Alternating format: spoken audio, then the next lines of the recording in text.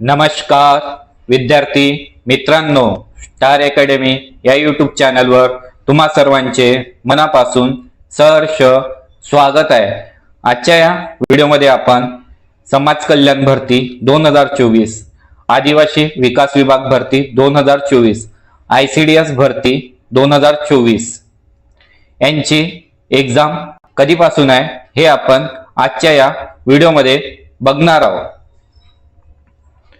तर चला व्हिडिओला करूया स्टार्ट। एग्जाम डेट बघा विद्यार्थ्यांनो, 2 फेब्रुवारीला MPSC ची एग्जाम आहे।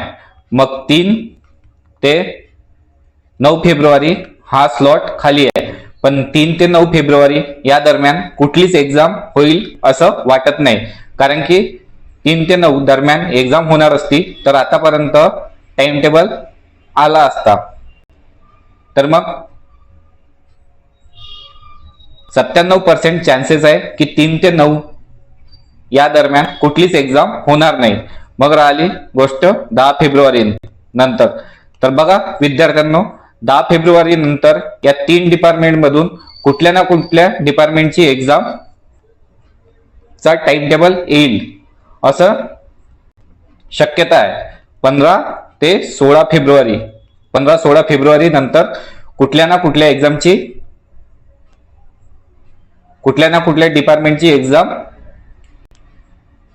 सुरुवात होईल। सर्वात आधी ICDS, मग नंतर आदिवासी विकास विभाग भरती आणि त्यानंतर समाज कल्याण विभाग भरती यांची एग्जाम व्हायला सुरुवात होणार असं मला वाटत आहे। हा माझा एक अंदाज आहे। तर विद्यार्थ्यांना लक्षात ठेवा, तुमच्याकडे हार्डली 15 दिवस आहे। किती? 15 दिवस। एग्जाम कधी होईल असं करत बसू नका। एग्जाम आता लवकरच होईल।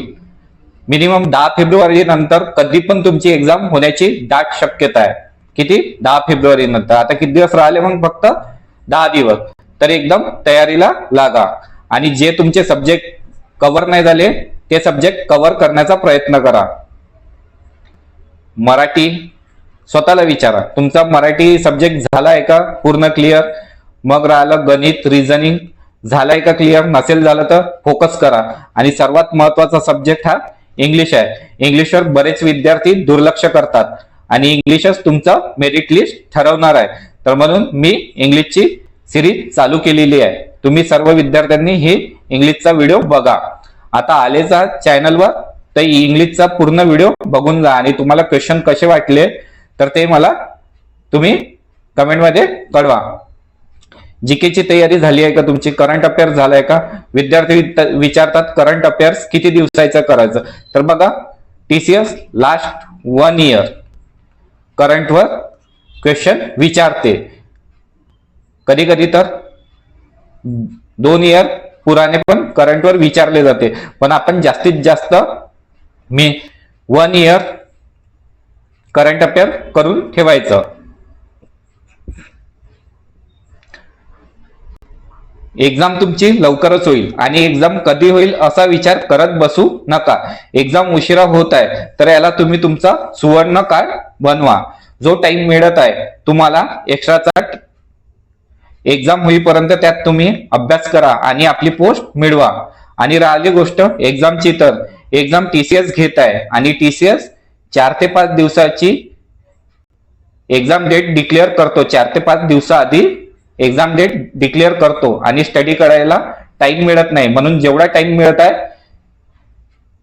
तुमच्यासाठी छान आहे। इंग्लिश, मराठी सर्व विषयांचा अभ्यास पूर्ण करून ठेवा। एक मिनिट।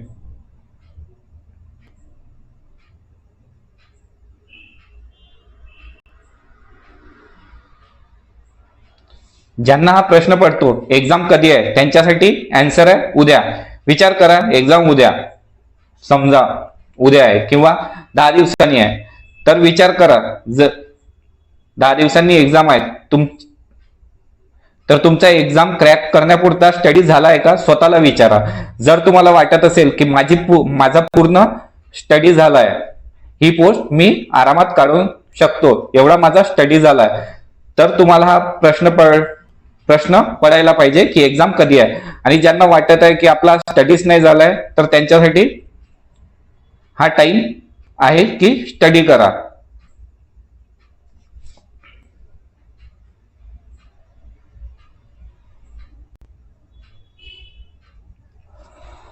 आणि इंग्लिश ICDS वाल्यांनी फक्त तांत्रिकवर फोकस नका करू, तसेच आदिवासी विकास वाल्यांनी आणि समाज कल्याण वाल्यांनी पण बाकीचे विषय तर कराच, पण इंग्लिशला दुर्लक्ष करू नका. इंग्लिश खूप इम्पॉर्टंट सब्जेक्ट आहे. बरेचसे विद्यार्थी इंग्लिशकडे दुर्लक्ष करतात आणि त्यांना इंग्लिशमध्ये जे मार्क्स कमी मिळतात त्याच्यामुळे तुमचा कट ऑफ मेरिट पासून तुम्ही दूर राहता आणि तुम्हाला पोस्ट मिळायला हे होते. म्हणून इंग्लिश हा तुमचा मेरिट ठरवणारा सब्जेक्ट आहे. समजले विद्यार्थ्यांना? एक्झामची डेट तुम्ही विचारत असता तर एक्झामची डेट समजून चला की 10 फेब्रुवारी नंतर कधी पण होऊ शकते. आणि विद्यार्थ्यांना, तुम्ही आपल्या चॅनलवर नवीन असाल तर चॅनलला सबस्क्राईब करा, तसेच व्हिडिओला लाईक करा. आणि तुम्ही हा व्हिडिओ कुठल्या जिल्ह्यातून बघत आहे ते सुद्धा मला कमेंटमध्ये सांगा, जेणेकरून मला माहित पडेल विद्यार्थी माझा व्हिडिओ कुठल्या कुठल्या जिल्ह्यातून बघत आहे. आणि आता आला आहे तर इंग्लिशचा पूर्ण व्हिडिओ बघून जा आणि मला सांगा इंग्लिशची क्वेश्चन क्वालिटी कशी आहे. आणि ह्याच प्रश्नाचा तुम्हाला परीक्षेत हमखास फायदा होणार आहे. तर चला व्हिडिओला करूया स्टार्ट.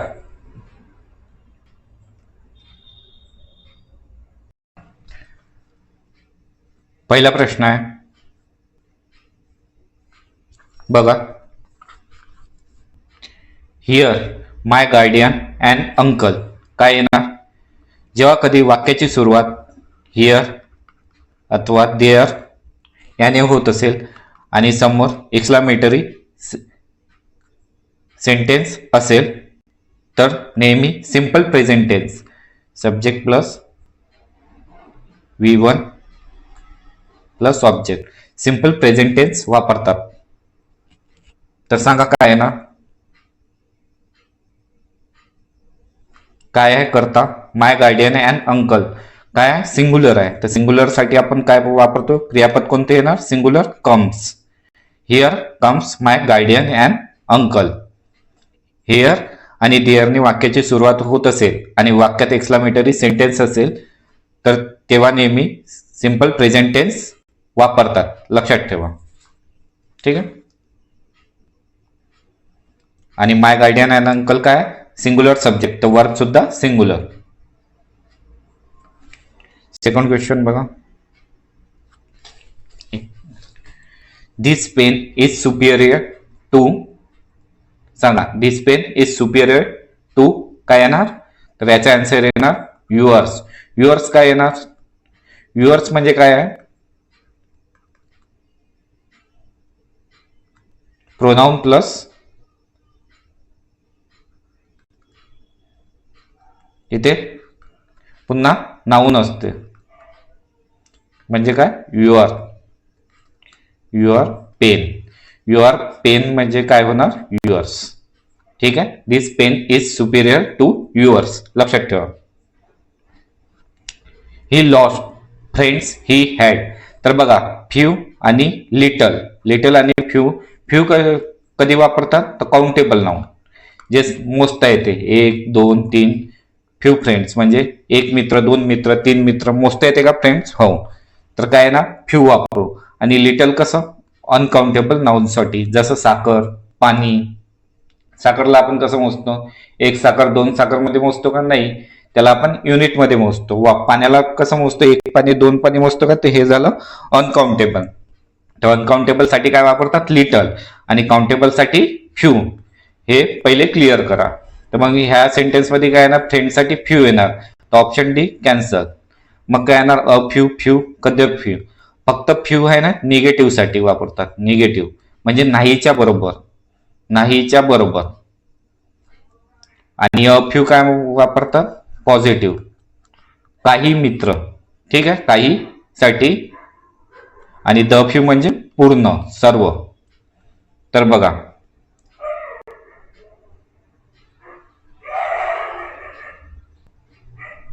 थर्ड मध्ये काय ना, ऍडजेक्टिव्ह, जेव्हा कधी पण ऍडजेक्टिव्ह फ्रेज, ऍडजेक्टिव्ह क्लॉज असेल तर तेव्हा काय वापरायचं? द फ्यू वापरायचं. The few. He lost the few friends he had. त्याने आपले सर्व मित्र गमावले. Fill in the blanks with correct word. Is good for health. काय आलाय? वर्ब आलाय. वर्बच्या आधी काय येते? सब्जेक्ट. तर सब्जेक्ट साठी लाफिंग काय? हे वर्ब आहे. V1. Laughing VING. Laughs V5 आहे आणि लाफ V3. तर बघा, सब्जेक्ट साठी आपण वर्ब ING म्हणून, ING जर लागलं तर याला जिरण म्हणतात. वर्बला जर ING लागलं तर त्याला जिरण म्हणतात आणि हा सब्जेक्ट म्हणून काम करतो. तर काय आहे ना? Laughing is good for health. तर काय येणार याचा answer? Laughing is good for health. विद्यार्थ्यांनो, मला कमेंटमध्ये सांगा तुम्ही हा व्हिडिओ कुठल्या जिल्ह्यातून बघत आहे, जेणेकरून मला माहित पडेल विद्यार्थी माझा व्हिडिओ कुठल्या कुठल्या जिल्ह्यातून बघतात. आणि चॅनलवर नवीन असाल तर चॅनलला सबस्क्राईब करा, तसेच व्हिडिओला लाईक सुद्धा करून घ्या. आणि इंग्लिशला तुम्ही अवॉइड नको करा. इंग्लिश खूप महत्वाचा सब्जेक्ट आहे तुमच्यासाठी. ठीक आहे. हेच प्रश्न TCS वारंवार विचारते. Knowledge is a very dangerous thing. सांगा नॉलेज काय आहे? पहिली लिटल आणि फ्यू. फ्यू कधी? काउंटेबल नाव. लिटल अनकाउंटेबल नाव. नॉलेज काय? अनकाउंटेबल नाव. मग फ्यू येणार का? नाही. Is a very dangerous thing. Marathi आपण काय म्हणतो हिंदीमध्ये? आधा अधुरा ज्ञान हानिकारक होत आहे. तर काय? आधा अधुरा ज्ञान. फ्यू तर येणार नाही. लिटल न लिटल. लिटल म्हणजे काय? नाहीच्या बरोबर. नाहीच्या बरोबर नॉलेज असते का? नाही. तर काय येणार? थोडे थोडे नॉलेज. म्हणजे काय झालं याचा अर्थ? लिटल म्हणजे आधा अधुरा ज्ञान हानिकारक होत आहे, असं या सेंटेन्सचा अर्थ आहे. क्वेश्चन नंबर 6 आहे. Which of the following sentence is correct. खालीलपैकी कोणता सेंटेन्स बरोबर आहे? लुक इनटू असते का? Ram look into his parent. हे चुकीचे आहे. Ram look by his parent. Look bye चुकीचं आहे. Ram look after his parent हे बरोबर आहे. राम आपल्या पॅरेंटची काळजी करतो. राम लुक हिज पॅरेंट हे सुद्धा चुकीची सेंटेन्स आहे. Choose the correct option for the underline part of the sentence. Underline part कशाला होता? He made up his mind. याला अंडरलाईन होतं. त्याच्या बदली कोणता सब्जेक्ट घ्या? To dedicate his life for nation. त्याने डिसाईड केलं की नेशन, आपलं आयुष्य नेशनसाठी आहे असं त्याने डिसाईड केलं. तर काय येणार याच्यासाठी? Decide. Option C is the right answer. विद्यार्थ्यांना ज्यांना काहीच इंग्लिश येत नाही ना, त्यांनी फक्त व्हिडिओ बघायचं काम करा. जे समजते तेवढं समजा. तुमची इंग्लिश बघा, प्रत्येक व्हिडिओमध्ये काही ना काही इम्प्रूव्ह होत जाईल. ठीक आहे. हा नाही समजला तर व्हिडिओ सोडून जाऊ नका, व्हिडिओ पूर्ण बघा. जे समजते ते लक्षात ठेवा, जे लक्षात नाही राहत ते नोट करा, आणि जे काहीच नाही समजत ते फक्त ऐकत चला. सेंटेन्सला 1-2 वेळा वाचत चला. ऑटोमॅटिक इंग्लिश इम्प्रूव्ह होते. The girl was selected for national scholarship. काय आहे याचा आन्सर? द गर्ल काय आहे? क्रियापद सिंगुलर आहे. तर सब्जेक्ट काय आहे ना? सिंगुलर. सम हा झाला प्लुरल. ऑल ऑफ हा प्लुरल झाला. मेनी ऑफ हा सुद्धा प्लुरल. तर सिंगुलर काय आहे? One of. तर काय आहे ना? One of the girl was selected for national scholarship. एक प्रश्न इथे डबल 6-6 झाला. तर हा 7 होता, हा 8 होता आणि हा 9. Question number 9. The crowd street the puppet show in the.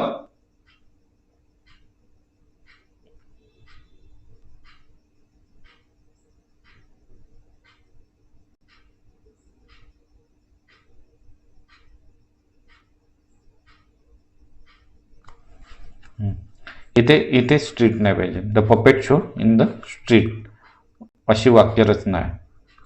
The crowd the puppet show in the street. सांगा क्राऊड काय आहे?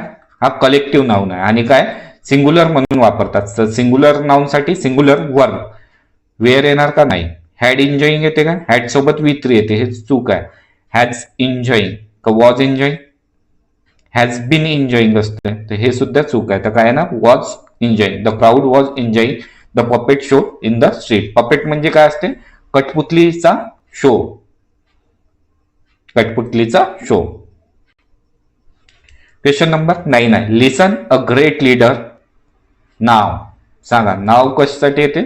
प्रेझेंट कंटिन्युअस टेन्स साठी. प्रेझेंट कंटिन्युअस साठी वॉज येणार का? नाही. हॅज येणार का? नाही. फक्त स्पीक येणार का? हा सिंपल प्रेझेंट टेन्स झाला. तर काय झालं? Is speaking. Simple present present continue now हा शब्द काय दाखवतो? Present continuous tense. तर काय येणार? Is speaking. Listen a great leader is speaking नाव.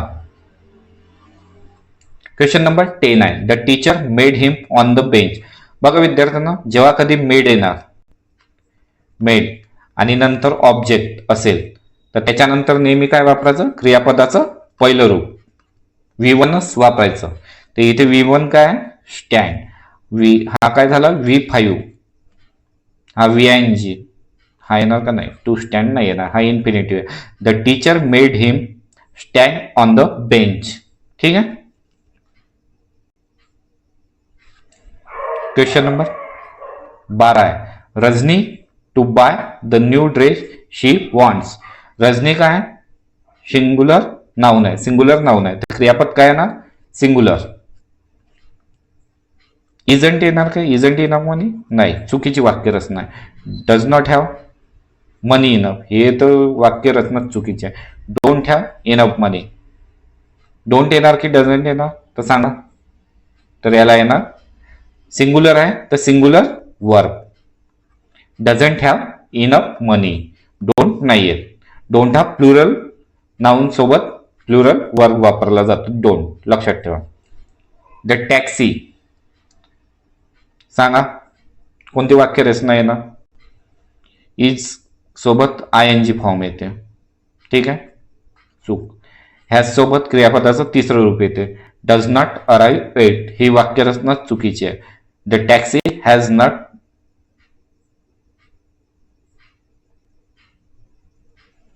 एक मिनिट, इथे काय पाहिजे होतं? 8 पाहिजे होतं. The taxi has not arrive at, हे बरोबर आहे. ते प्रिंटिंग मिस्टेक झाली. 13 म्हणजे हा कोणता क्वेश्चन आहे? 14. It was very cold. खूप थंडी होती. All the windows were open. So कशासाठी वापरतो आपण? म्हणून.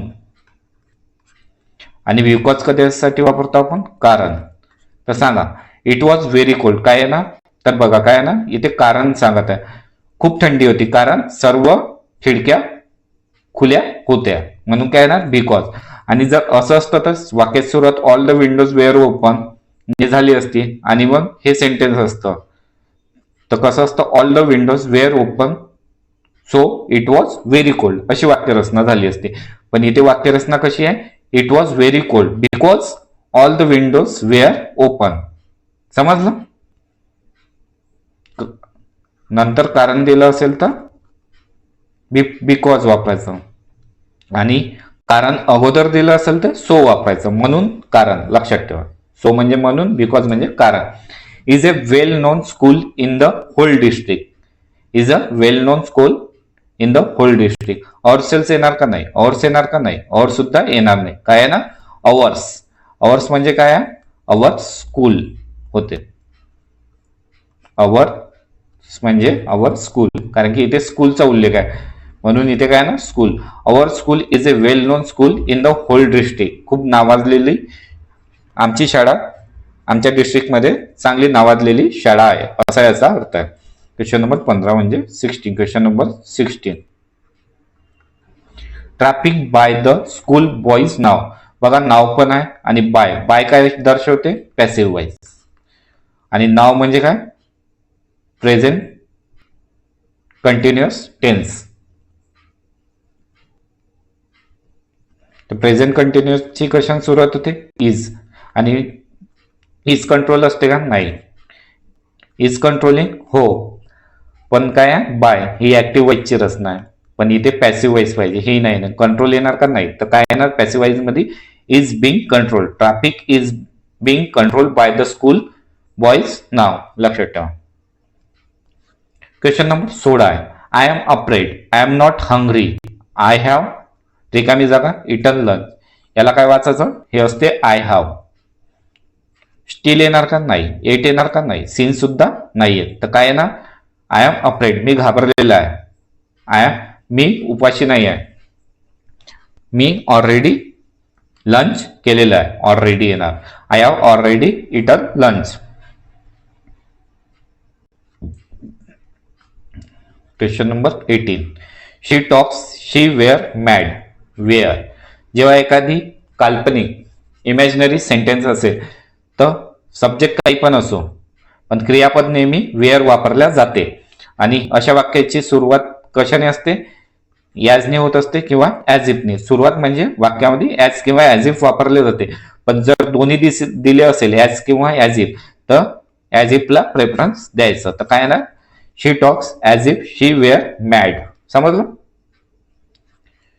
क्वेश्चन नंबर 18 आहे, विद्यार्थ्यांना तुमच्याकडून एकच रिक्वेस्ट आहे, ह्या व्हिडिओला तुम्ही जो पण बघत आहे त्यांनी लाईक करा.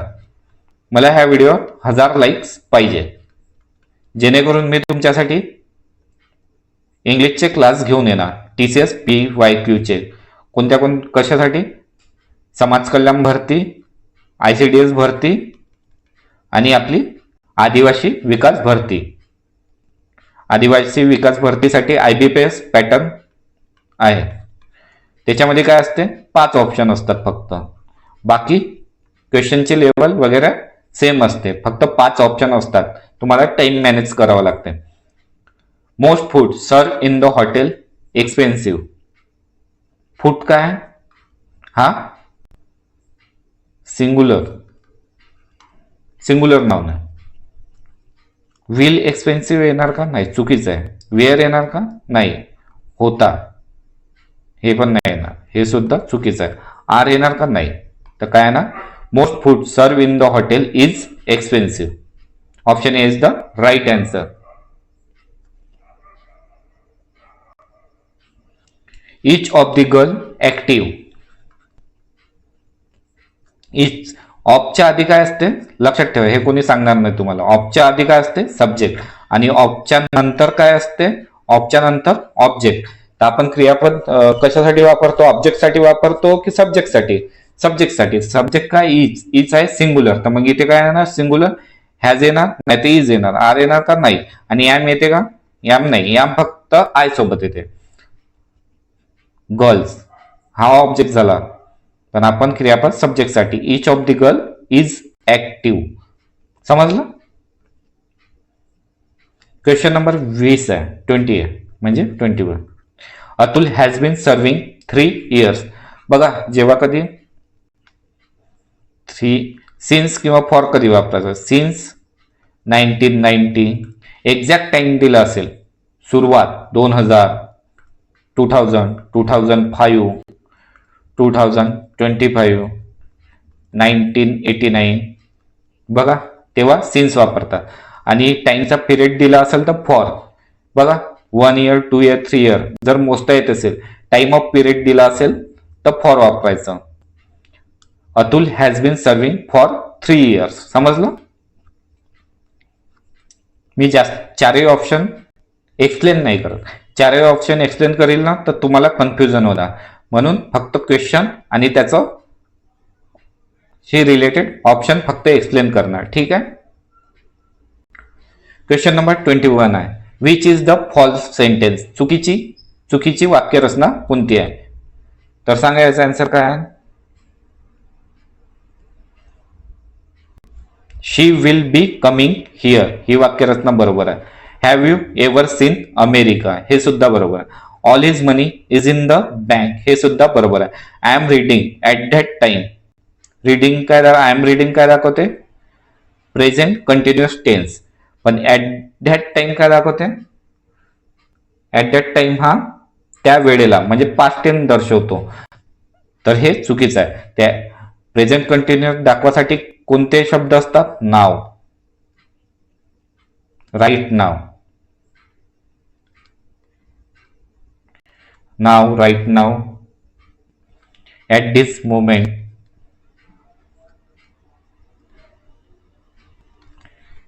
समजलं? आय एम रीडिंग, नाव येणार I am reading, right now येणार किंवा I am reading at this moment असं येणार. जर ॲट दॅट इथे चुकीचं काय? ॲट दॅट टाइम, ते भूतकाळात दर्शवत आहे. Question number 23. Sam working since morning. बघा सिन्स सुरुवात झाली, एकदम एक्झॅक्ट पॉइंट दिला आहे. बघा सिन्स आणि फॉर दिसत असेल सेंटेन्स मध्ये तर वाक्याची सुरुवात कसं? परफेक्ट टेन्सनी पाहिजे. मग तो प्रेझेंट परफेक्ट टेन्स असो, present perfect tense since morning. बघा सॅम काय? सिंगुलर, तर प्लुरल येणार का? नाही. प्लुरल येणार का? नाही. हॅज किंवा हॅज येणार. वाक्य कसं आहे? ऍक्टिव्ह व्हॉइस मध्ये आहे. हॅज बीन येते का? नाही. तर काय येणार? Has been. Sam has been working since morning. Option D is the right answer. Question number 24 आहे. If you work hard you pass this test. बघा जेव्हा कधी वाक्याची सुरुवात इफ आणि अनलेसची कंडिशन कशी असते? सिंपल प्रेझेंट टेन्स असेल तर इकडे सिंपल फ्युचर टेन्स वापरायचा, ठीक आहे. आणि इकडे सिंपल पास्ट असेल तर इकडे सब्जेक्ट प्लस वुड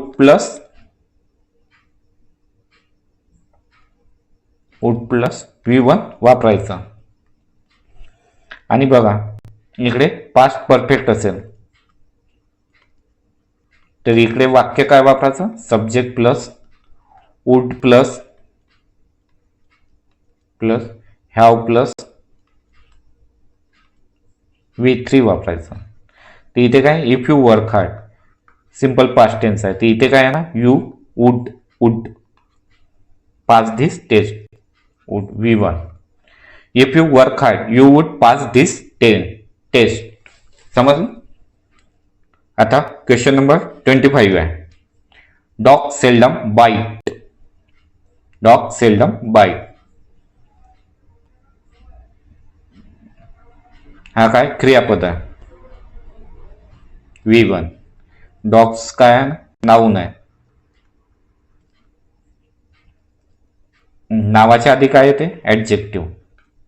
आणि इथे ऍडजेक्टिव्ह काय? बार्क येणार का? नाही. हा ऍडजेक्टिव्ह नसते. हा झाला V1, हा झाला V5.